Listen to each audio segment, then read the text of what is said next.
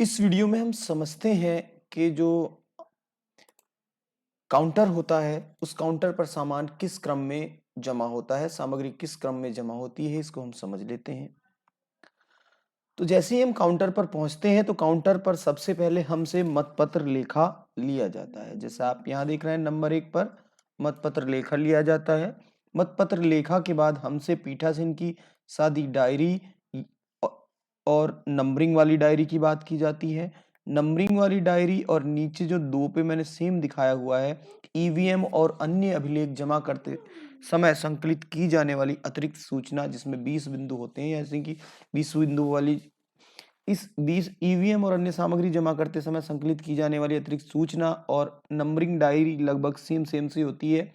दोनों में सेम बातें पूछी जाती हैं। जैसे हम यहाँ पहले बात कर लेते हैं नंबरिंग सादी डायरी। सबको पता है कि सादी डायरी में हम इलेक्शन में होने वाली सभी क्रियाओं को लिखते रहते हैं और अंत में मतदान शांतिपूर्वक हुआ ये लिखते हैं और अपने सिग्नेचर करते हैं। ये आप सबको पता है। यहाँ सादी डायरी में नंबरिंग वाली डायरी की बात कर लेते हैं। तो नंबरिंग वाली डायरी के अपना उसमें निर्वाचन क्षेत्र पूरा एड्रेस वगैरह होता है। फिर उसमें जो सील ईवीएम यूज की गई होती है, सीयूबी और वीवीपैट, उनके नंबर, उनकी संख्या होती है। जो सील यूज की गई होती है, स्पेशल टैग यूज किए गए होते हैं, उनके नंबर होते हैं उसमें, इसलिए उन्हें देखा जाता है, लिया जाता है। फिर उसके बाद उसमें कितने अभिकर्ता नियुक्त हुए हैं, कितने अभिकर्ता टाइम से पहुंचे, कितने देर से आए, कितने कुल मतदाता थे, कितने मतदाताओं ने वोट किया चिन्हित प्रति के अनुसार, कितने मतदाता मतदाता रजिस्टर ए के अनुसार थे, फिर कितने मशीन में रिकॉर्ड है मत, कितने, ये सारी संख्याएं होती हैं। कितने स्त्री, कितने पुरुष, कितने थर्ड जेंडर ने डाला, चैलेंज वोट कितने आए, ये सारी चीजें होती हैं। इसलिए अब इन चीजों की मैच हुआ है मतपत्र लेखा और 17A से मैच करते हैं। नीचे आप देख रहे होंगे, यानी कि ये 3 लेने के बाद इसमें 17A खुला लेते हैं, यानी कि ये तीनों चीजें मैच करते हैं, ये चीजें मैच की जाती हैं। अब ये अतिरिक्त जो अभिलेख हैं ये और पीठासीन की डायरी। अब हम बात कर लेते हैं, यदि हम ईवीएम और अन्य अभिलेख जमा करते समय जो अतिरिक्त सूचनाएं ली जाती हैं, तो लगभग इसमें भी यही होता है जो पीठासीन की नंबरिंग डायरी में होता है। दोनों प्रपत्र लगभग समान ही होते हैं। जैसे इसमें देख रहे हैं कि कितने स्त्री पुरुष उस मतदेय स्थल पर वोटर थे, कितनों ने वहां वोट किया, कितने टेंडर वोट आए, कितने वहां चैलेंज वोट आए, क्लासिफाइड वोटर कितने आए, अंधे और अशक्त मतदाताओं के सहायक कितने आए, ईपिक का कितनों ने प्रयोग किया, नॉन ईपिक का कितनों ने प्रयोग किया, 49 का यूज कितने मतदाताओं ने किया, मतदेय स्थल पर कितने पोलिंग एजेंट नियुक्त थे, क्या कोई पोलिंग एजेंट अब अनुपस्थित था, ओवरसीज मतदाताओं की संख्या, वो सारी चीजें जो मैं आपको बता, क्या किसी ईवीएम या वीवीपैट को बदलने या परिवर्तित करने की जरूरत पड़ी, यानी कि लगभग ये सेम रहते हैं और इनका मिलान आपस में किया जाता है। तो इसलिए ये चीजें पहली मांगी जाती हैं। जब वो मिलान कर लेते हैं, मिलान करने के बाद उसके बाद वो मांगते हैं कि सामग्री की वापसी की रसीद, जिसको रिसीट मेमो कहते हैं, ये 2 प्रतियों में भरा जाता है। यानी कि ये चीजें लेने के बाद वो रिसीट मेमो, जिसमें वो सामग्री को टिक करते हैं कि कौन सी सामग्री आप जमा कर रहे हैं, ये रिसीट मेमो 2 प्रतियों में लिया जाता है। उसके बाद आप यहाँ देख रहे होंगे, यहाँ 5वें नंबर पे मैंने सील्ड ईवीएम की बात की है।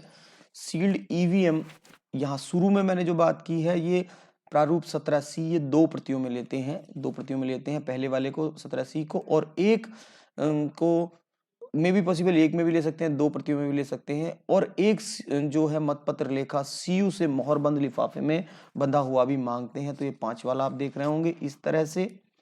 उसके बाद हम बात करते हैं कि जब ये मैच कर लेते हैं वो, तो उसके बाद वो सांविधिक और असांविधिक लिफाफे लेते हैं, देखते हैं।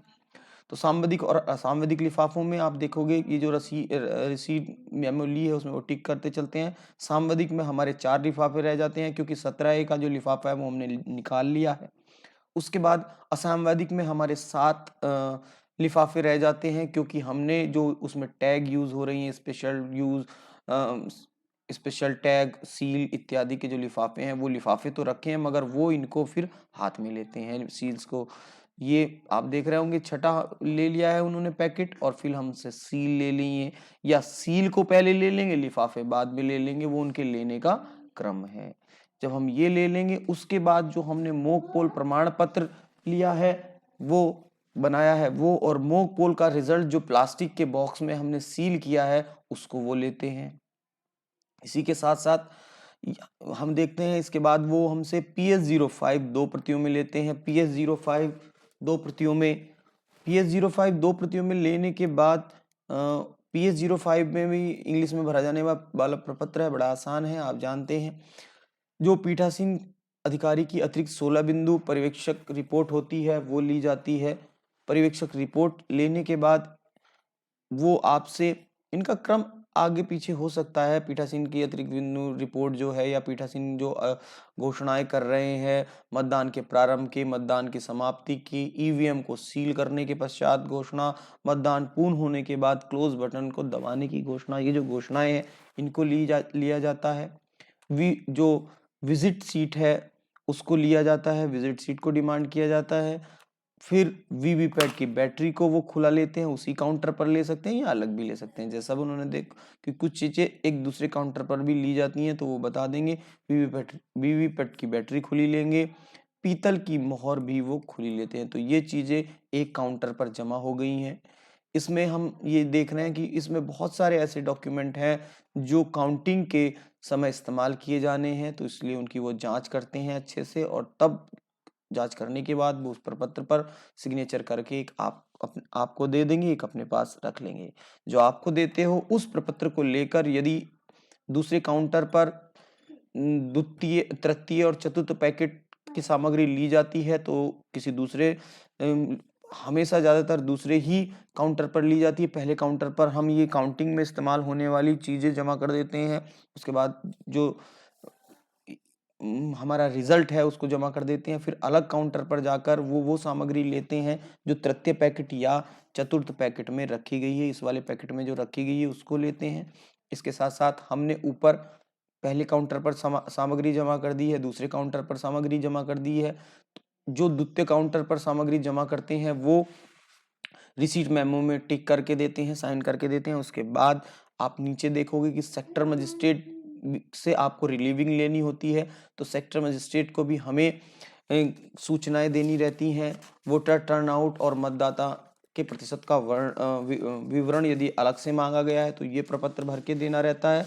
नहीं तो इसमें आप देख रहे होंगे कि सेक्टर मजिस्ट्रेट साहब को दी जाने वाली ये 13 बिंदु रिपोर्ट है, इसमें भी जो पॉइंट रहते हैं मैं आपको बता देता हूं। जैसा है मतदाताओं की संख्या, ईवीएम में कितने वोट गए हैं, 17 में कुल में दर्ज कुल मतदाताओं की संख्या कितनी है, मतदान से इनकार करने वाले मतदाता कितने हैं, यानी 49 नो का इस्तेमाल कितने मतदाताओं ने किया है, कितने मतदाताओं को पीठासीन के द्वारा रोका गया है, यानी कि 49M। ईवीएम के अनुसार मतदान में कुल पुरुष मतदाताओं की संख्या, ईवीएम के अनुसार मतदान में कुल महिलाओं की संख्या, क्योंकि यदि टेस्ट वोट आता है तो उसमें जो चिन्हित प्रति है उसके अनुसार, और ईवीएम में स्त्री पुरुष की संख्या अलग हो जाती है। 17 के अनुसार कुल कितने टेंडर या निवेदित मत पड़े हैं, प्रारूप 14 के अनुसार चैलेंज मतों की संख्या कितनी है। ये सारी चीजें यानी कि 13 बिंदु ये जो रिपोर्ट है इसको सेक्टर मजिस्ट्रेट साहब अपने आप अलग भी ले सकते हैं या फर्स्ट काउंटर पर भी ली जा सकती है। तो इस तरह से आप सामग्री जमा करते हैं। यही क्रम है सामग्री जमा करने का जो क्रम बताया गया है।